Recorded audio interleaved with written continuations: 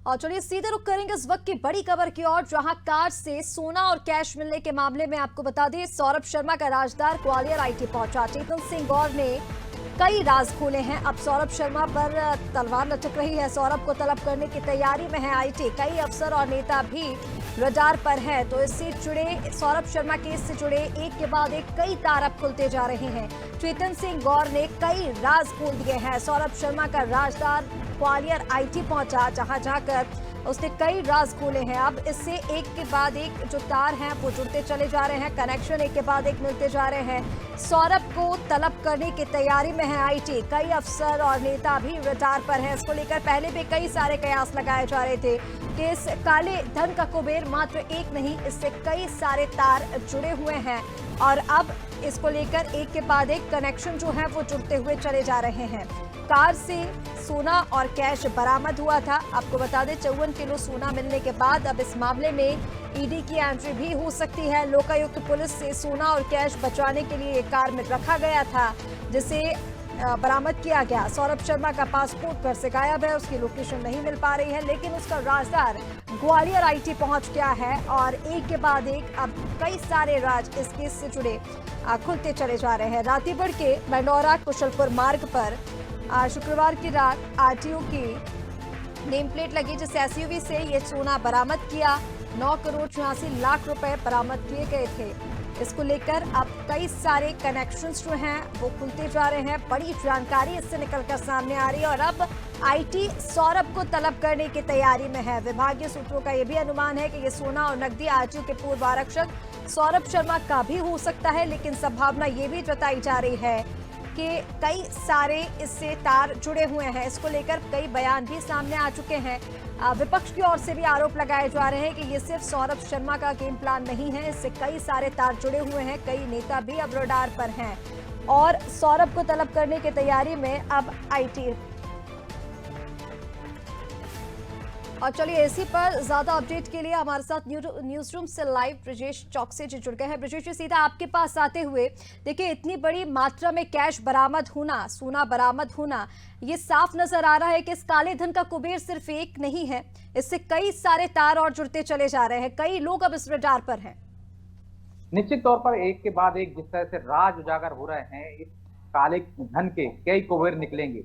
सौरभ शर्मा मुख्य किरदार की भूमिका में आ गए हैं। जिस तरह से अभी हमने देखा था कि चेतन सिंह गौर जो गाड़ी मिली थी उसमें सोना मिला था, करोड़ों रुपए मिले थे, वो चेतन सिंह गौर की थी, ग्वालियर के रहने वाले हैं, लेकिन उनकी कभी माली हालत बहुत खराब हुआ करती थी। वो सौरभ शर्मा के मित्र थे और आज जब उनकी गाड़ी में सोना मिला तब ये चेतन सिंह गौर नाम बड़े चर्चा में आया और अब आईटी ने उससे तलब किया था। वो आईटी डिपार्टमेंट पहुंच चुका है और उसने जो आईटी के अफसरों के सामने जो खुलासे किए हैं उससे बहुत सारे राज जो सौरभ शर्मा के थे वो सामने आ गए हैं। उसने कहा है कि मैं जिस गाड़ी में मेरे नाम से है उस पर मैं कभी बैठा तक नहीं हूँ, ये सौरभ शर्मा ने ली थी मेरे नाम से। सौरभ शर्मा ने मेरे नाम से एक ओबेदुल्लागंज में पेट्रोल पंप भी खोला है और भी कई बेनामी जो संपत्तियां हैं, जो कई संपत्तियां चेतन सिंह गौर के नाम से हैं, वो सब सौरभ शर्मा की है। सौरभ शर्मा फिलहाल दुबई में है और जिस तरह से वो लाइफ स्टाइल जीता था आरक्षक बनने के बाद, जिस तरह से धन कमाया अवैध रूप से, उस पत्नी का जो जन्मदिन हाई फाई होटलों में मनाता था, दुबई में जन्मदिन मनाने गया है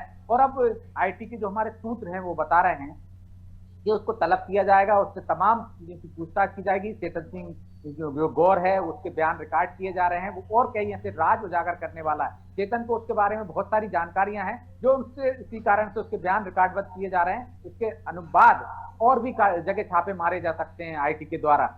जिस तरह से उसकी राशि मिली है, निश्चित तौर पर बड़े अधिकारी और कई नेता भी इसमें शामिल हो सकते हैं। उन पर भी एक तरह से तलवार लटकी हुई है इनकम टैक्स की। इनकम टैक्स इसको कायदा जांच कर रहा है और जांच के बाद जो संबंधित जिन लोगों के नाम आएंगे उनको नोटिस जारी करके तलब करेगा, उनसे भी पूछताछ करेगा। जितनी भी संपत्तियां और जो दस्तावेज मिले हैं उनके बारे में भी जांच पड़ताल चल रही है। तो जो कल से जो सुर्खियां बटोर रहे थे सिंह गौर, उसका राज एक तरह से सामने आ गया है कि वो चेतन सिंह गौर कोई और नहीं, उसका दोस्त था सौरभ शर्मा का और उसके नाम से जो संपत्ति है वो सौरभ शर्मा की है, वही उपयोग करता था।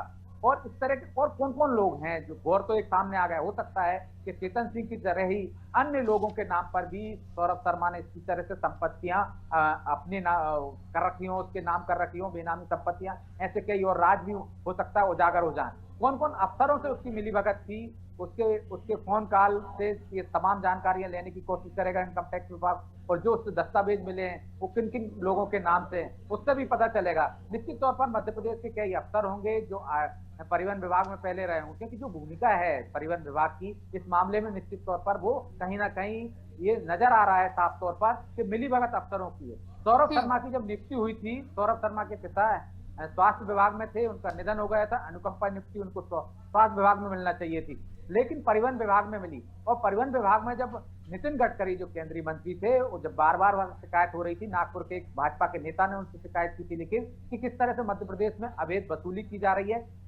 तब उन्होंने मुख्यमंत्री और इकबाल सिंह बैस जो तत्कालीन मुख्य सचिव थे उनको पत्र लिखा था कि इससे मध्य प्रदेश की बदनामी हो रही, कार्रवाई की जाए। उनके पत्र लिखने के बाद सौरभ शर्मा की जांच शुरू हुई थी। सौरभ शर्मा की जांच शुरू होते ही सौरभ शर्मा ने इस्तीफा दे दिया, अपना 3 माह का वेतन जमा किया और नौकरी छोड़कर चले गए। उसका इस्तीफा भी मंजूर कर लिए गए, जबकि नियमानुसार ऐसा होता है कि जब किसी की जांच चल रही होती है उसका इस्तीफा जांच के दौरान मंजूर नहीं किया जाता है। तो कहीं ना कहीं इससे मिलीभगत साफ जाहिर होती है। वो 2 पूर्व मंत्री हैं, चाहे वो भूपेंद्र सिंह की बात कर लें, चाहे हम परिवहन विभाग से जुड़े गोविंद सिंह राजपूत जो पूर्व मंत्री रहे हैं, अभी वर्तमान में भी मंत्री हैं, लेकिन परिवहन विभाग पिछली बार उनके पास था, इनके साथ भी उन्होंने काम किए। दोनों मंत्रियों की इस मामले में हम देख रहे हैं भूपेंद्र सिंह ने चुप्पी साध रखी है, और गोविंद सिंह राजपूत ने कहा है कि बहुत सारे आरक्षक हैं जो आते थे उनके पास, ये भी आता जाता था, इससे ये मतलब नहीं है कि मेरी उससे संलिप्तता है। लेकिन कहीं ना कहीं राजनीतिक गलियारों में जिस तरह से हम देख रहे हैं कांग्रेस हमलावर है, कहीं ना कहीं इसमें राजनीतिक रूप से संरक्षण भी सौरभ शर्मा को मिला हुआ था। यदि संरक्षण नहीं मिला होता तो निश्चित तौर पर वो उसका इस्तीफा मंजूर नहीं किया जाता, उसे 3 माह का वेतन जमा करके उसे इस तरह से नौकरी से जाने नहीं दिया जाता, पहले ही कार्रवाई की जा सकती। तो उसको बचाने की कहीं ना कहीं कोशिश की जा रही थी। और ये इनोवा का जो मामला आया, इस पर भी दिलचस्प है कि किस तरह से उसने इनोवा में, उसको क्या पहले से पता था कि छापे की कार्रवाई होने वाली है, जो राशि इतनी भारी बड़ी संख्या में जो राशि थी, करोड़ों रुपए सोना था 52 किलो, वो उसने किस तरह से जंगल में छिपाने की कोशिश की गई थी, और कौन कौन लोग उसके मददगार थे, इसका भी निश्चित तौर पर आने वाले समय में पता चलेगा।